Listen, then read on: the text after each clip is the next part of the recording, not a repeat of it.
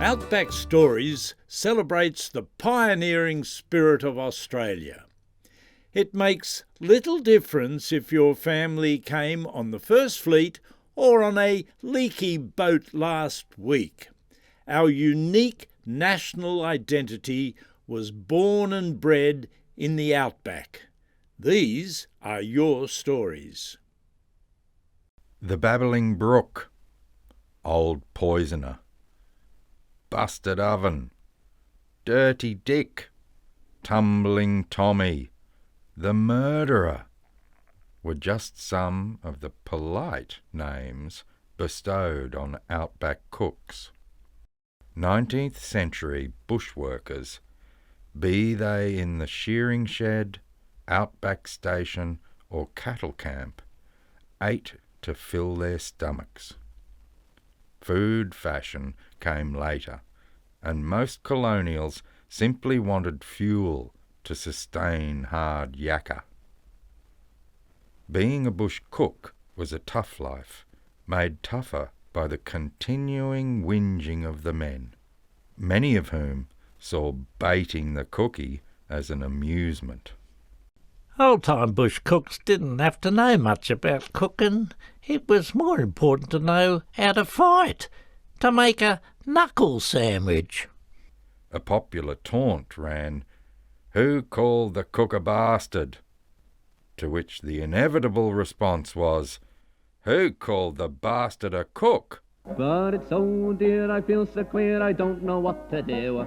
The thought of leaving Fowler's Bay just breaks me heart in two. But if ever I catch that slushy, I'll make him rue the day he ruined me constitution while shearing at Fowler's Bay. Rising an hour before the men, the cook and his offsider, typically referred to as the slushy, had to gather and chop firewood, boil up water, bake bread and prepare breakfast.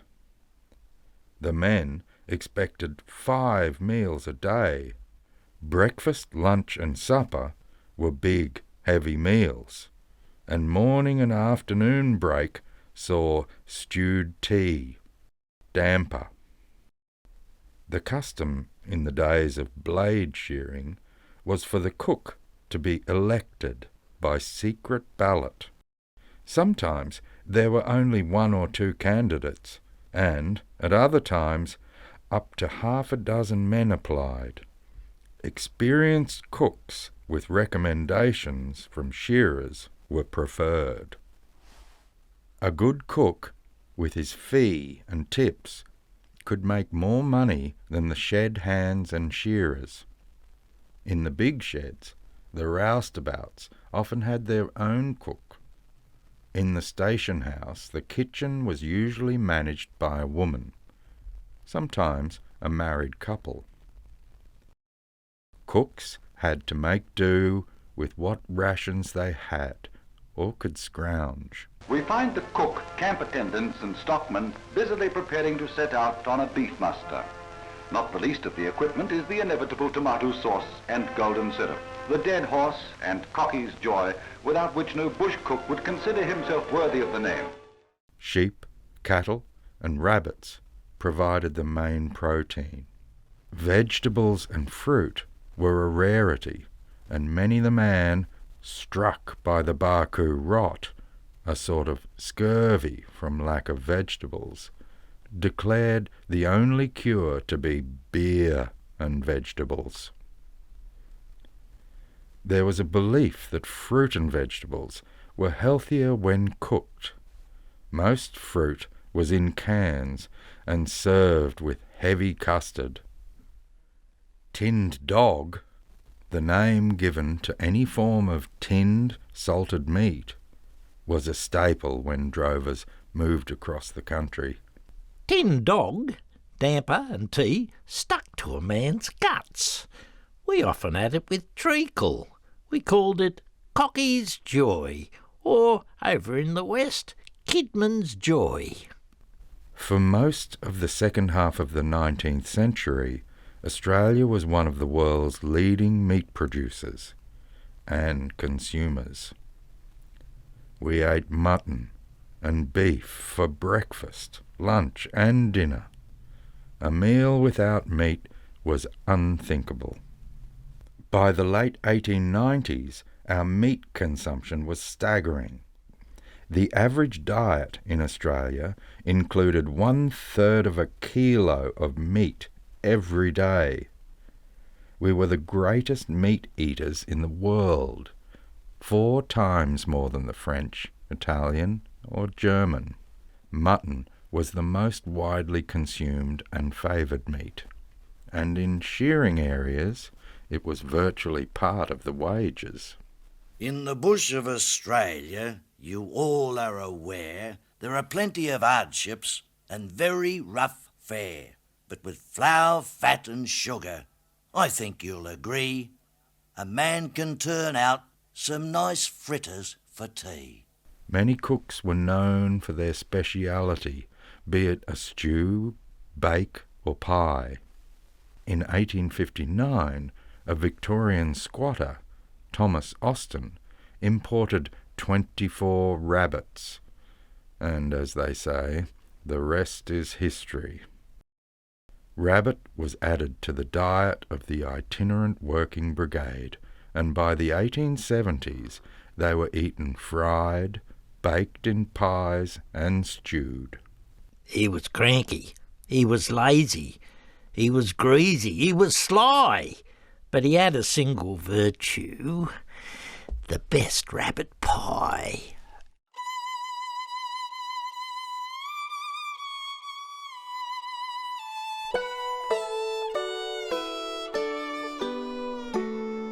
The evening meal in the shearing shed and in the droving camp was pretty often stew. There was one yarn about a cook who, the shearers reckoned, he never ever cleaned the stew pot, he just kept topping it up. And they started to complain. So he thought, I better do something about this. So he dropped one of those Reckitt's blue bags from the laundry into the stew pot. And as the men came in that evening, he looked at them and he said, I got a bit of a surprise for you tonight, fellas. Change your menu. Blue stew. Our cookie is a baker and confectioner by trade, and many a batch of sour bread and brownie he has made. He turns out in the morning, gives us plenty of stewed tea. So don't forget when shearing's done to sling the cookie's fees. If the meat didn't clog up the system, the damper did. In truth, many cooks were experts with bread and pastry. We had a cook whose pastry was so light we had to shut the hut windows, otherwise the pastries would float away.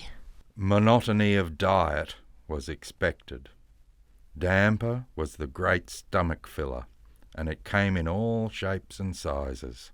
Damper was the staple bread, and fancy pastries included brownies, johnny cakes, and puffdaloonies, to name a handful.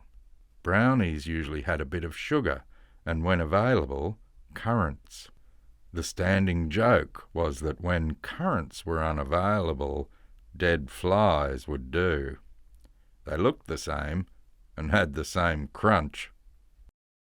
Bushworkers drank endless mugs of hot, strong tea, usually black china tea. Old-timers often had a brown ring around their mouth where the tea had stained skin and beard.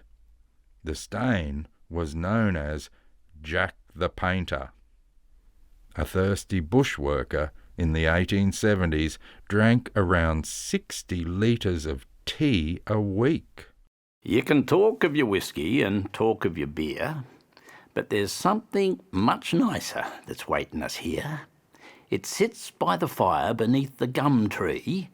There's nothing quite like it, a billy of tea. So fill up your tumblers as high as you can, and don't you dare tell me it's not the best plan.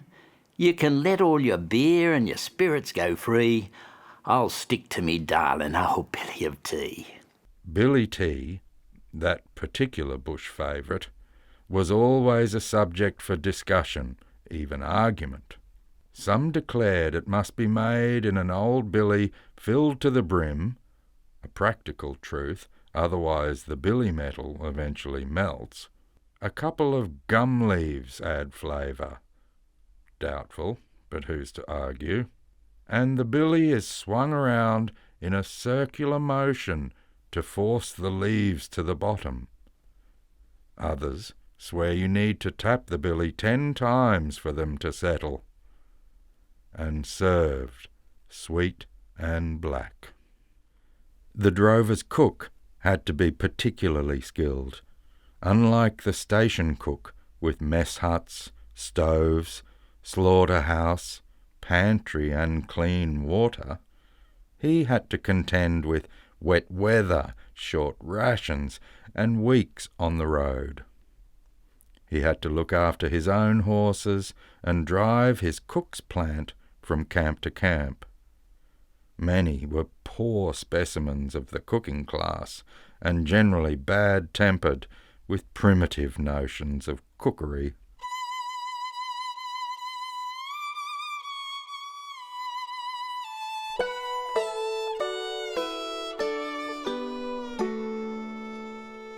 Cooks were always on the move, unloading and pitching tents, often in the rain, making a fire with wet wood, and cooking dinner for 6 men. He had to bake bread for the next day, turning out before daybreak to cook breakfast, pack up, and head for the next camp. Unlike the station cook, who could be sacked, the drovers were usually stuck with their cook. The first 6 weeks, so help me Christ, we lived on cheese and half-boiled rice, doughy bread and cat's meat stew, and corned beef that the flies had blew. The Chinese cook, with his cross-eyed look, filled our guts with his corned beef hashes, damned our souls with his half-baked rolls that had poisoned snakes with their greasy ashes. It wasn't unusual for new chum immigrants to take jobs as cooks. Germans, English, Scottish and Chinese were preferred over Irish, who were viewed as argumentative and too good with their fists.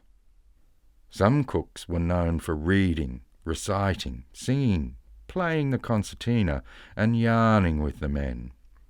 The cook's mess was often the same hut where the shearers slept. Sweat and stew smells were as one. There were few secrets, and some cooks wisely preferred to keep their mouths shut. One cook was famously named for the refrigerator, the Silent Night. He rarely spoke. Another was known as Sweeney Todd, because, for a few extra bob, he would give the men haircuts on Sundays. There were definitely many characters in the cooking brigade.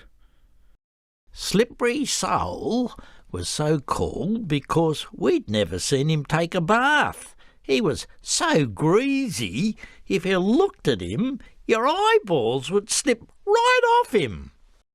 One cook was accused of leaving the bar of soap in the basin water until he protested, "Listen, cobbers, I've only been here a week, and I swear I haven't washed my hands yet."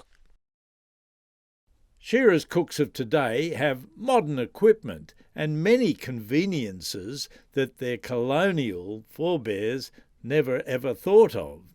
In fact, some of the meals dished up in the outback would rival the best city restaurants.